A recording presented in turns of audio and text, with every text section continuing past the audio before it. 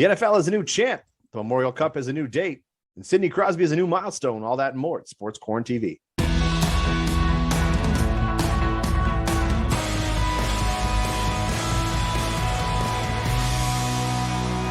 What's up, everybody? Welcome to another episode of Sports QuaranTV. Chris Dobson, Gerry Green with you. We've got a great show. We've been teasing it for weeks and weeks. The Super Bowl finally has happened. Tight game in the end of it, Gerry. I'd like to get your thoughts overall because, you did predict the Rams to win. I took Cincy to win. You did come away with a victory, although I thought at one point I was going to come away with the victory. I was feeling pretty good about myself. But overall, did you like the Super Bowl this year? What were your thoughts on it?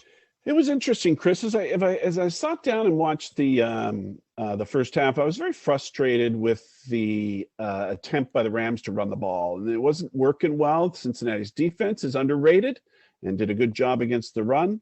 And I found all of a sudden, Chris, the first half was over because Cincinnati was running the ball too. Cincinnati was trying to run the ball and did run it better than the LA Rams did.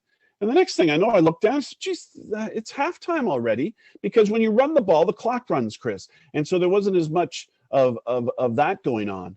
But I found once I saw the Rams get the lead and score first, I felt good. Otherwise, I was going to be nervous about what the Rams were going to do or not be able to do. And so I was very happy about that. And overall, happy with the final drive. And that's the one that is highlighted. That Stafford makes, and along with Kupp, and they go down the field and score, and then the defense does the rest. So it was entertaining, and I thought they picked the right guy. They could have gone with Donald as the MVP, but I think Cooper Kupp was certainly a worthy MVP. Look, Cooper Kupp's had an unreal playoff run as well. I mean, he's been the guy. Is unfortunate. Don't forget too, the first touchdown of the Super Bowl scored by Odell Beckham Jr. And then, of course, he goes down. Looks like he's tore his ACL, so he could be out for a while. I was actually mocking Odell a little bit because when I saw before the game started, he was flashing on about his $200,000 cleats with 1,500 diamonds in them. I was like, come on, man, I get it. It's the Super Bowl. But at the end of the day, it's OBJ, and it doesn't surprise me. It is unfortunate that he did get hurt because he's a great asset for Matt Stafford to have. In fact, I saw a clip in the last couple of days where he was over on the sidelines after that touchdown, basically telling Matt Stafford that Eli threw it a little better than he did. But overall, I had a couple chuckles about that when he was in New York. But overall, I liked the game. There's a few things that I was right about, and we're going to start right off the hop. And that was Cincy's O-line didn't look great again. I mean, Joe Burrow got it. He was rushed. He got put 7 sacks. 7 sacks. Like that's, you can't let, if I'm Joe Burrow, I mean, again, I'm taking back all the Gucci bags I bought my own linemen and said, guys, like, protect me. Like, what are you doing? But again, they were prepared for that because it's happened all season long and it's happened all through the postseason. The thing that sucks for me is, and I will always say this, and that is any time that you've got 4th and 1 or 4th and 2 and you have to go for it, you don't have a choice. Why are you throwing the ball? It's time. And the response was during the response was, well, they were ready for the run. And there's another time too when the pass went out. Why he should have laid out for the ball too, and he just kind of just let it hit his toes. And anyways, I have issues with it all over the fact the better team won. I'm not upset about it, but at the same time, I don't know. The things that I talked about being important to the game is not to turn the ball over. Right. Okay. The Bengals didn't. They had no interceptions. The Rams had 2 interceptions, of which one comes deep after they scored the Bengals. They had a chance to score again from the 17-yard line. And what does the LA defense do? Shut it down, gave them just 3 points. And overall, Chris, when it comes to penalties, most of the penalties came at the end. There should have been a penalty to start the second half on that 75-yard scoring pass that Ramsey gets twisted around with. The guy had his hand in his mask, which was clear to everybody. I just saw the replay, of course. It happens very fast down on the field. But the fact that the Bengals took all their penalties in the last 3 or 4 minutes, especially the one the pass interference, which again was questionable down by the goal line, that gives the Rams fresh downs and able to score the winning touchdown. So those were 2 key things for me. Neither team was explosive offensively. They both just over barely 300 yards in passing and overall with yardage. And it was a tight defensive battle, and both teams were determined trying to run the ball. and they ended up having to throw. I remember saying to myself, or saying to people I was with, as Stafford came out with 6.5 minutes left, I said, don't run the ball. You throw this ball, right. And they throw it all the way down the field. Well, one of the last things I'll say about this before we move on is it was a big night overall for the Rams, because don't forget, receiver Van Jefferson, during his celebration, was told his wife went into labor. I mean, you're winning the Super Bowl. You're about to have a baby. What a night overall. And again, the halftime show, we're not going to have time to talk about it, but man, probably the best halftime show I've ever seen in my life. Absolutely. As a kid who was born in the 80s, grew up on 90s hip hop, over the moon, fired up, excited. Well, Chris, do you have an opinion about that the trophy gets handed to the owner before it gets handed to anybody? They do that in football. They do it in basketball. They do it in baseball. Don't do it in hockey. Do you have an opinion about that? Does it rub you the wrong way? I have a strong opinion about it. I think it's ridiculous. These owners, they should go to the players first. At the end of the day, they're the ones who won this trophy for you. I get it. I understand why the argument could be made it should go to the owners.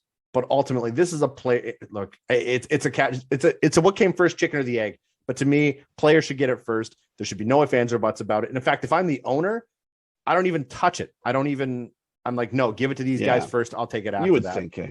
Yeah. Absolutely. Let's move on. Jerry, we got to move on. We got to talk about the QMJHL. Memorial Cup has a new date official. We're looking June 20th to June 29th in St. John at TD Station. I'm glad the dates have been made official at this point. I'm happy that hockey has resumed in the QMJHL.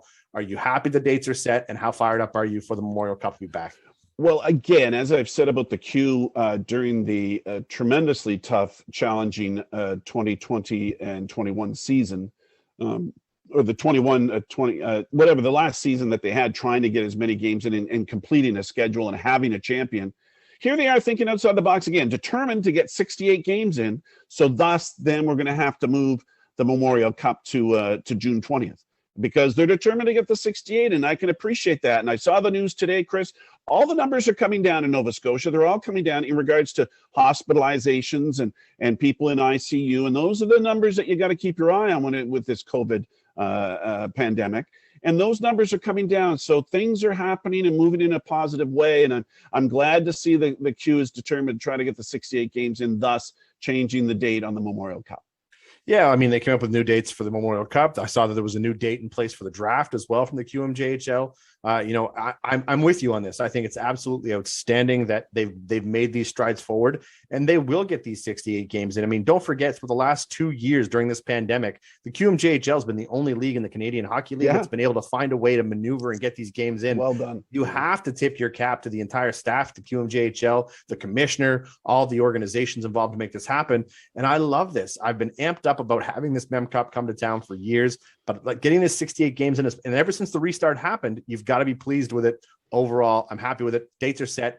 Get your tickets if you haven't gotten them, because TD Station's going to be rocking. All right, let's stay with hockey, but let's change leagues. We got to go to the NHL. We're going to start off the top because you told me I've only got a few minutes to talk about it. We're going to fire off. According to the title of the run sheet, the Habs fire sale has begun. One player. Okay, they want to trade Ben Sherratt, I know, but one player in Tyler Toffoli, and I think it's a great move. I think it's a great move for both teams, Chris. Do you have a problem with what came back? Zero. I have zero problems at all. Okay. I was sad from a perspective of, yes, did it suck? Do I think Tyler Toffoli's contract was great? Would he have been a big help to these young guys like Caulfield and Suzuki? Of course, it sucks. But what irritates me the most about Montreal Canadiens fans is this. We clamor for a rebuild. We beg for it. We crap on this team all over the internet. And then when we start to trade the players that are blue chip assets to start this rebuild, we get upset. They're like, oh, why the hell would you trade Tyler Toffoli? I'm like, well, how do you think this works?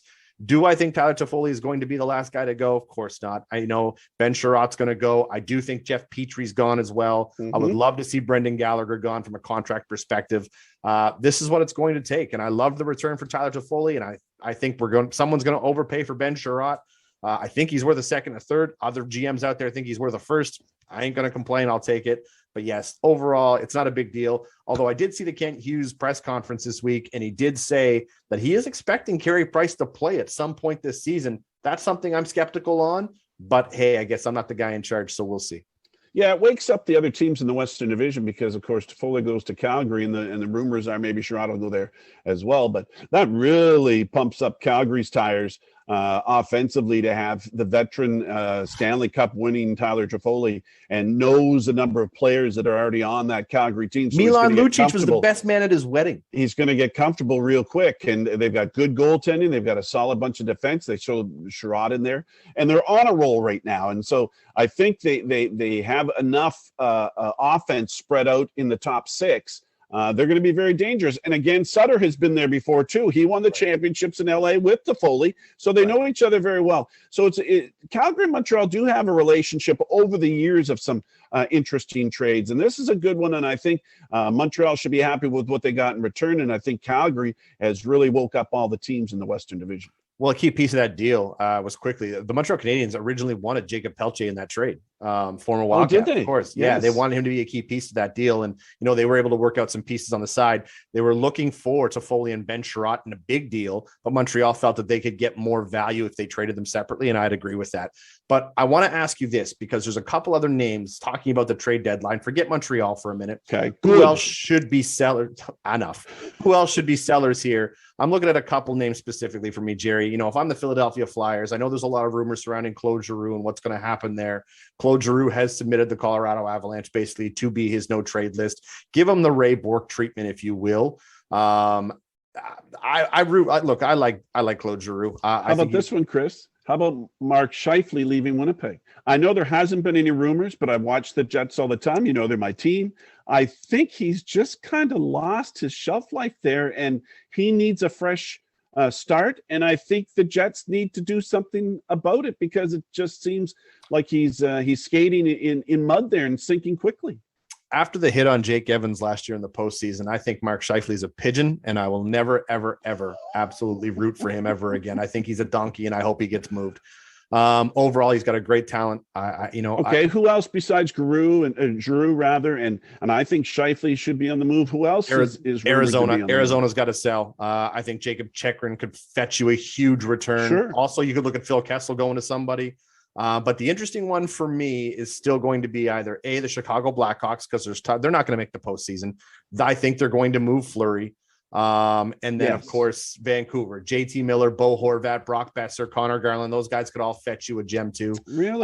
Those are the four guys that I think you should look at moving.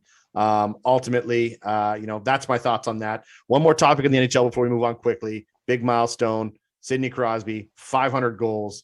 Good for him. You love to see it. The Halifax native, Cole Harbour native, excuse me, don't shoot me, Nova Scotians. Overall, hits his 500 goal mark. How happy were you for him to see that? Yeah, he's been trying for over a week now, I think, and his parents have been following around. But I'm glad he did it at home. And who else would he do it against the Philadelphia Flyers? I saw the stat today of all the teams he scored goals against. Of course, he has even got one against the Kraken in their short existence. But in his career, he scored 50 goals against the Philadelphia Flyers, the most of any team in the NHL. And, of course, they play each other a lot. So let's move on to the NBA. One thing to talk about, the huge trade between the 76ers, the Brooklyn Nets. I want to get your thoughts on it. See James Harden going to Philly. It's a big deal. It's a big deal. He seems to be a guy that doesn't stay long in one place. He's like a gypsy, if you will. Went from Houston, wanted to get traded, sat out, Brooklyn. Okay, now I've got it all going on. Kyrie Irving's not playing now, so okay, I don't want to be here either. And away he goes to Philadelphia. The question in Philadelphia, is he going to jive with Embiid, who's having a great year for the 76ers? And Ben Simmons has been on the shelf, and now he's going to come in and play. And how much of an impact will he have is the big question mark. But a very spectacular trade indeed. Some that said it wasn't going to happen. I had to laugh at LeBron and Kevin Durant during their picks of the All-Star game when someone said, well, what's going on with James? Is James healthy? And then you could hear Charles Barkley say in the background, no, he just got traded. He's healthy. He's good to go. And everyone had a good laugh about it. But yeah, I agree. Huge trade. I love seeing things like that happen. If a player needs to be moved, they move him. Let's talk about the Olympics. We've got a little less than 2 minutes to go here, Jerry, before we move on to the debate this topic. What stood out for you so far? There's a couple things in my mind, but I'd like to get your opinion. Well, I'm kind of seeing that the world is catching up. Not if they had to catch up, but they're certainly making it more difficult for Canadian curling teams to win medals. I mean, you got the best in Brad Gushu, and I watched a game the other night, Chris, and the precision of that team and where they can put the rock, and still they got the other teams doing it too. Even the Koreans and the Chinese and all of them have become great curling nations and have really, and maybe from some coaching from Canadians. And then you got Jennifer Jones, who's won everything a Canadian woman curler could win.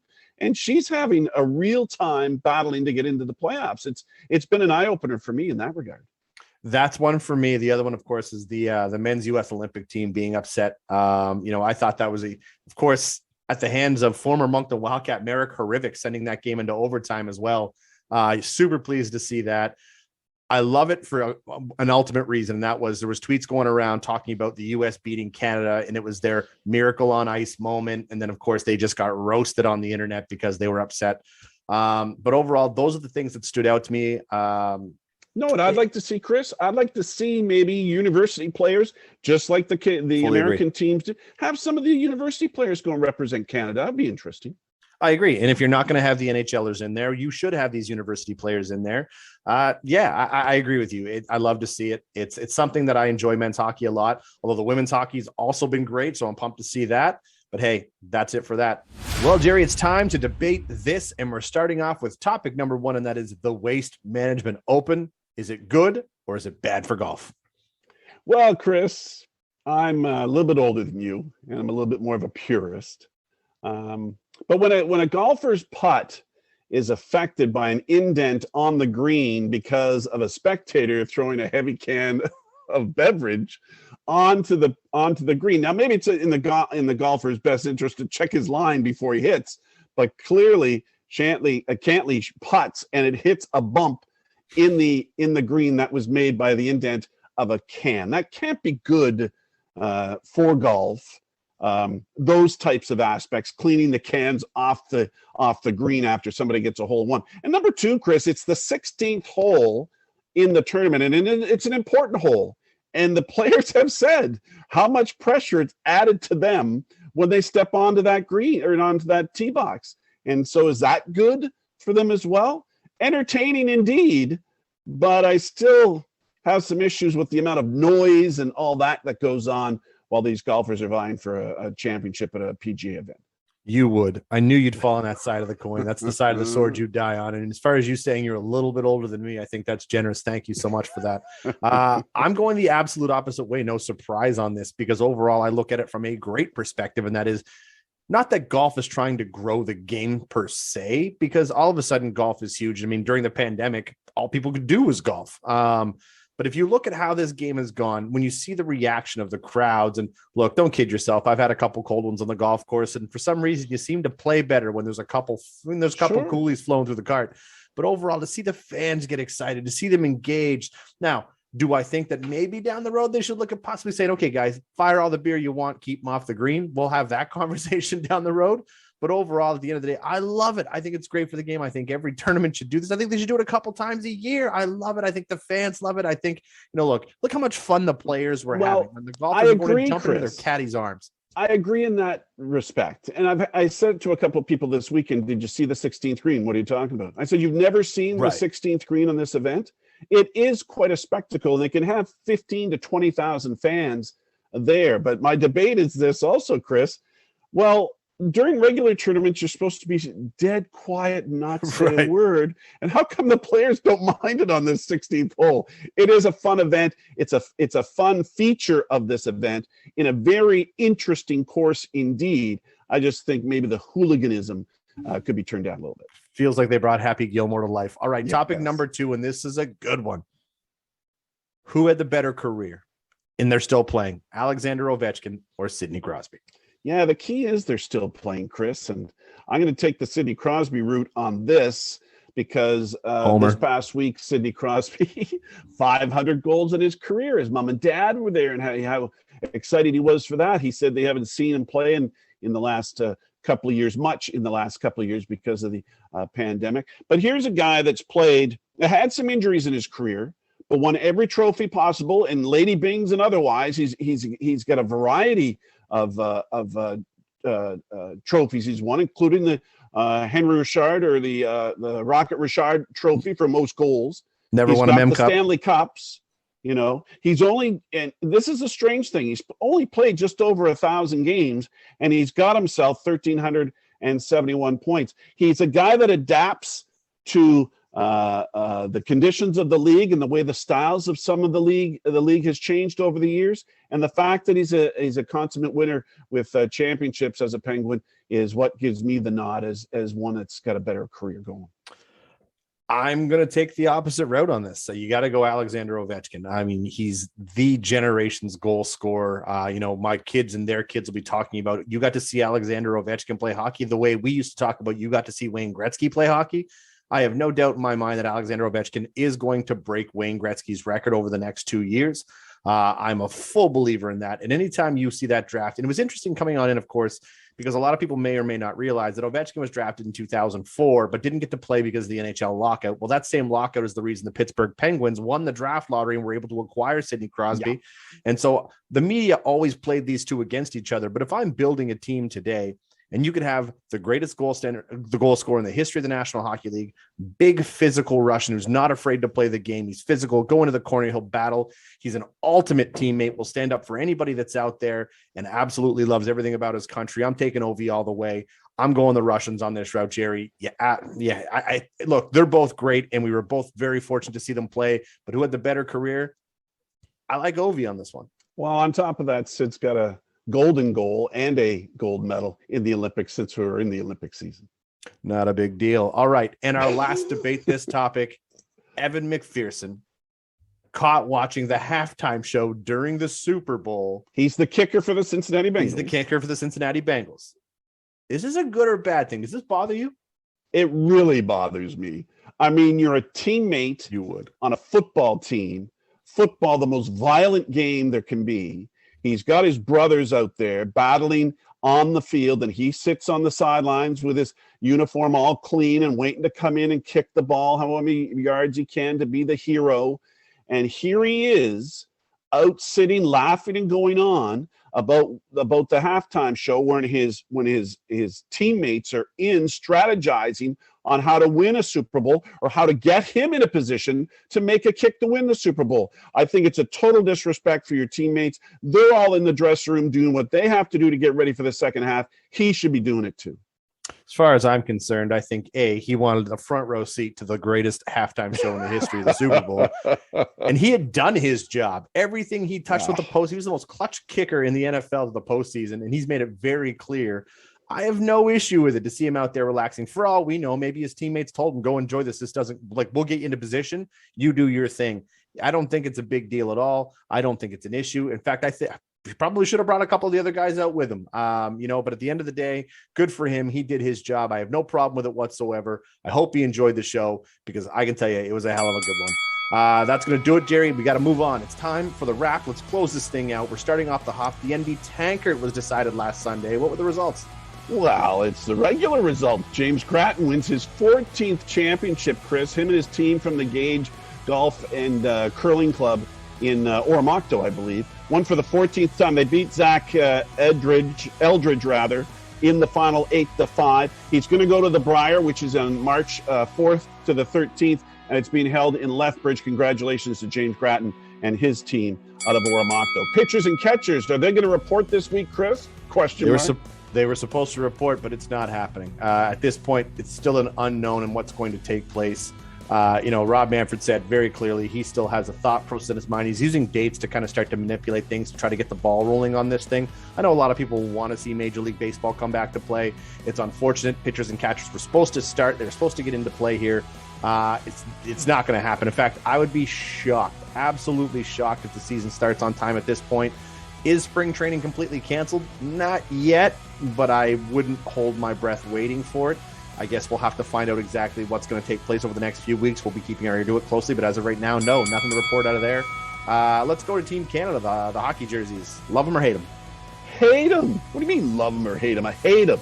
I don't know what it is with the infatuation for Hockey Canada or the Olympic hockey committee for Canada that Canada has to wear black. And these black jerseys that the men are wearing, as a broadcaster, right, you cannot pick up the numbers or the names or whatever on these jerseys. But that's not what I'm peeved about. I'm peeved about every other country at the Olympics, specifically hockey. And the Americans are contemporary. They would like to style up their uniform. They don't have any black. It's red, white, and blue. Everything else, they play in Sweden. They're the yellow and the blue. The Russian. Everybody sticks to their colors. Right, Canada is red and white. I'm sick and tired of the black.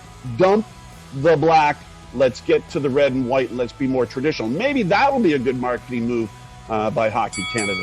Chris, the Novak is getting me going. Novak is still Novak. What's going on? You know what? It's at a point now where Novak looks like he's going to be missing a lot of other tournaments along. He's standing his ground on this. He will not participate in other majors. He will not get vaccinated. So at the end of the day, I will say this. I know we've kind of talked about it in the wrap the last couple weeks, but I'm at a point now where, you know what? If your beliefs are that strong and you're willing to give up trophies for this, then you know what? At least you've made your ground. You've made your decision. There's no standing. Like, he's standing by his decision at this point. He has chosen his own rights and beliefs over major championships, and at the end of the day, I kind of tip my cap to that. So good for him. But overall, it sucks because tennis is better while he's playing, but doesn't look like we're going to see him anytime soon. Jaromir Jagr turned 50 this week, Jerry. Can't believe he's still playing. Can you believe it? He's going. Maybe he's going after Gordie Howe's record. I don't know. Gordie Howe was in his age group or his era, was a fitness guru, the big, strong shoulders and elbows that Gordie Howe had. Well, Jaromir Jagr's still doing it. He might have the gray beard, he might have the gray hair, but he's still playing hockey and he's still going strong. Chris, he has a fond place in my memory bank because I remember the years that the Penguins were wearing the cup, and I remember the stick handling move out of the corner against Chicago. I remember it vividly. Bob Cole was doing the play-by-play. Harry Neal says he stick handled. I think he deked everybody except one of the ushers to get to the net. It's a memory I'll always have. The other memory I'll have about Jaromir Jagr, you take Jaromir, moved all the letters around, and it's Mario Jr. Think about that for a second. What about Super Bowl commercials, Chris? Which one did you like? You know what? I've got two of them that are tying off here, and the first one's got to go. I was a big fan of the Seth Rogen, Paul Rudd commercial. I thought that was great. The Lay's potato chip commercial, and I've got to go back with the Dr. Evil electric car commercial. I thought that was great. You know, we were laughing about it. It's. I would take an Austin Powers movie in a heartbeat. I miss seeing everybody out there. I love they brought the cast back. I absolutely love them both. It was a good year for Super Bowl commercials. That's how, those are the two I'd say. That's going to do it for us here, guys. Thanks for tuning in this week. We've had a blast. I hope you thought the show informative. We'll see you next Thursday.